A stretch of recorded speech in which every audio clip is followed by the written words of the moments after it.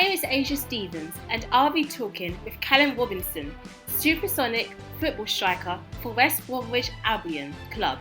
It's an honour speaking with you, my dear cousin, and I'm so proud of your flourishing career.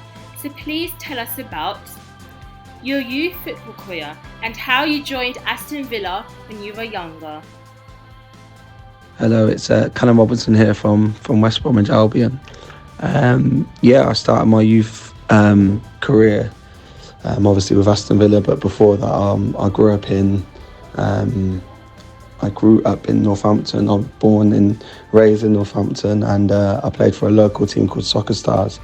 I started when I was 6 years old at Soccer Stars, and scored a few goals. So I attracted a lot of interest. I think it was like Watford, Rushden Diamonds, Northampton, Leicester and Aston Villa. But I decided to trial for Aston Villa, and I trialled for 6 weeks with Aston Villa, but in Northampton for 6 weeks. And then I went up to Birmingham and I played one game on a Saturday, a trial game in Birmingham. And then I played another game, and then they said they wanted to sign me.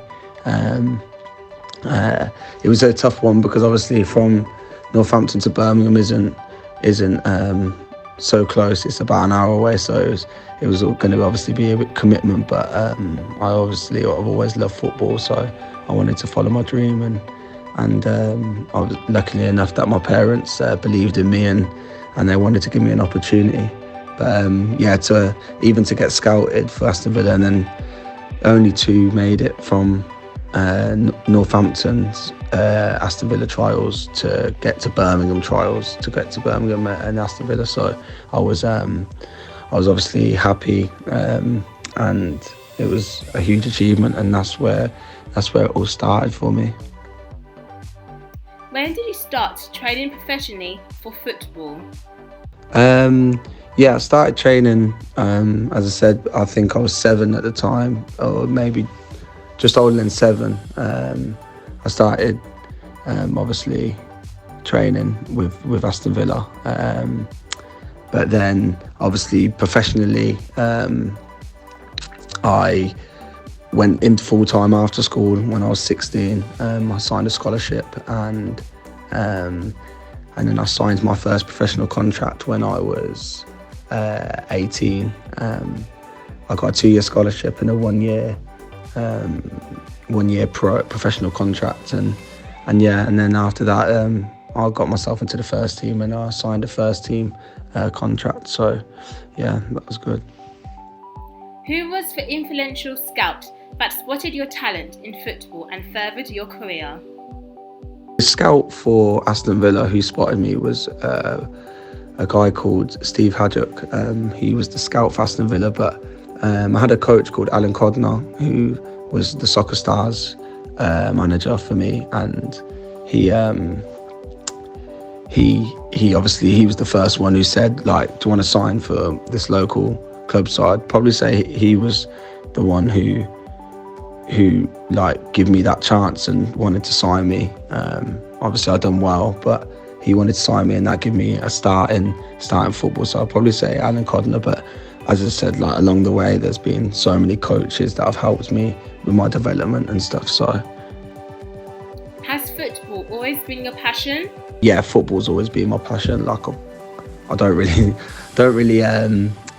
not saying like anything else, but a lot of like other lads and teammates that I've played with, they are into other sports as well as football. But for me, football was the only thing that I loved. I always watched it, always playing it when I was a kid.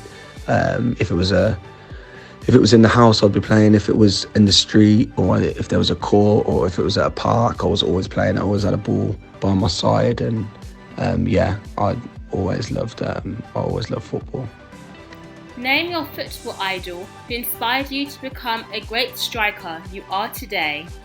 My footballing idol, when I grew up, I'm a Liverpool fan, so my footballing idol, it was Steven Gerrard. Like, I loved his passion for the game, how he took like responsibility of being like wanting to be the main man out there and score an important goal when it mattered. And yeah, so I'd probably have to say Steven Gerrard. But he wasn't obviously in my position, but I think just how big he was for Liverpool, and I supported Liverpool. So yeah, definitely him. Who is your favourite footballer or sports person? My favourite footballer, I had a few. Like I liked, as I said, Steven Gerrard was like my idol, but I used to like Fernando Torres, Ronaldinho. I loved Ronaldinho when I was younger because he was like more in my position. Thierry Henry as well. He was like a quick striker, and like, and his finishing was unbelievable. So probably people like that, Henry, Ronaldinho, and like Fernando Torres was probably more like my favourite footballer. Do you think football has a powerful impact on today's society? Football does have obviously a massive impact on society. In England, I would say it's the main sport. So obviously it's viewed all around the world, and everyone and all the kids, every kid, and well, most kids watch football, and as I said, like most adults watch football, and even when there's like a Euros on or a World Cup, the whole world's watching, and so it is. I'd definitely say it has a powerful impact on society, definitely. How has your football career changed your life? Obviously, football has changed my life so much. I've been able to go to different places around the world. First of all, like countries that I would never have went to if I wasn't a footballer. Because certain countries you'd go to play, you probably wouldn't visit on a holiday or anything. So that definitely, I've been able to play in front of thousands and thousands of people, which is another experience. And like that's just like obviously amazing. So it's obviously changed. You get noticed as well as in normal life if you're shopping or you're out and stuff. So that's definitely a change that what football's brought, and obviously there's no getting away from it. As in financially, it's been able to help myself and my family, and that's obviously a big part of it. But at the end of the day, all of us footballers, we play for the love of the game, and then we don't play for the money. Obviously, there's a lot of fans who probably would think that we just play because we want the money, but believe me, like we all love football, and I love football. But yeah, it's obviously financially, I wouldn't be where I am today if it wasn't for football. So definitely, that's a few things what have changed my life as being a footballer. Name your favourite football managers. Favourite football managers, obviously Klopp, he's been unbelievable at Liverpool. I like his passion, the way he sets his team out with a lot of energy. And then there's obviously Pep, who's done so well. His teams play unbelievable football, and it's a different style of play. But I'd probably say the best, and it hurts me to say it as a Liverpool fan, but Sir Alex Ferguson, like he's unbelievable how he got his team to keep winning and stay mentally strong in big games, and the thing is with him, he didn't just win one or two, he kept winning year in year out trophies. So I'd probably have to say him is the main one. We have been watching you and your Irish football team excel beyond expectations during World Cup qualifiers 2021. What has been your best moment? Yeah, my best moments, obviously playing for Ireland. Definitely my debut. My debut was like amazing. Played against Wales. It wasn't the best result. We lost 4-0, but that feeling of making all my family proud and playing at such a high level against the very best, like your Gareth Bales and Aaron Ramsey and players like that, that was obviously a huge achievement for me. But I think the main one, what stands out, is obviously my hat-trick against Qatar, to get an international hat-trick. Not a lot of players have done that in their career, and to do that was amazing at the Aviva Stadium at home, and got to take the ball home at the end. So yeah, that was definitely probably one of my best moments for Ireland.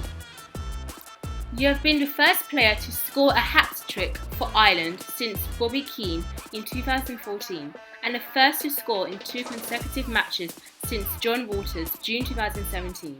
How does this make you feel? Yeah, so going back on it, obviously with Robbie Keane, he scored the last hat trick was in 2014. So as I said, it was a huge achievement for me to score a hat trick. As I said, any international hat trick's massive, but especially for Ireland, that doesn't come around too often, as you can see, as it was Robbie Keane was the last player to do so, and obviously Johnny Walters was the last to score 2, and I scored 2 the game before. So yeah, it was a crazy few games, but one that I'll always remember and enjoy, and hopefully there's more to come. We know footballers lead a lavish lifestyle. Name one of the most expensive things you have bought. One of the most expensive things I've bought, my house. Not even trying to be humble, it'd be my house, and it's probably the best thing what you could do. I'd tell any young player. Obviously, listen, you gotta have fun and buy and spoil yourself sometimes, and you buy your clothes and your cars or your watches or anything like that, but your house or houses are the main thing, because football's a short career, and I tell all the young players that I'm 26 now, and it's just come around so quickly. So probably the most expensive thing I bought is my house, but other than that, probably I've got a few watches or few clothes and stuff like that, but that's about it. I'm quite good with my money. When you and your team go out celebrating after a successful football match, who buys the round of drinks? Yeah, so we don't really go out as much with the team, obviously with all the COVID going on, but even before that, we'd have our like Christmas dues and stuff, but obviously they're your work colleagues at the end of the day, so you have your own friends and stuff. They are work colleagues, but yeah, we'd go to out in London or for a few drinks, or like Manchester or Birmingham. Just the city is probably just a normal, like what normal lads do, just maybe go to a pub or whatever, and then we'll go to a nice restaurant and then to the club after, but nothing crazy or nothing too different to most people, but yeah, it's nice to do it because you're with them all year round, every day, and then it's nice if you get a good win or something positive, and then, or if it's Christmas and you get to go out with all the boys, it is nice. Do you use your social media platform to inspire others to pursue a career in football? Yeah, obviously I've got social media and stuff, and Instagram and stuff, and yeah, a little bit, because obviously there's probably a lot of kids who are out there. I do use it to help others as well, but yeah, it's obviously my platform to help others as well as keeping people and showing them or of what I'm doing or how the games went, etc. But yeah, it is because as a kid, I know there's kids that look up to me or look up to other players, and it's obviously nice if the fans are looking, and it's nice to let them know that, yeah, like as I said, footballers do normal, we're still doing normal stuff, and that's where you can put it on your social media so they can get a little snippet of your life or whatever. So yeah, I probably do, yeah. What has been your greatest highlights throughout your career? My biggest highlights in my career, probably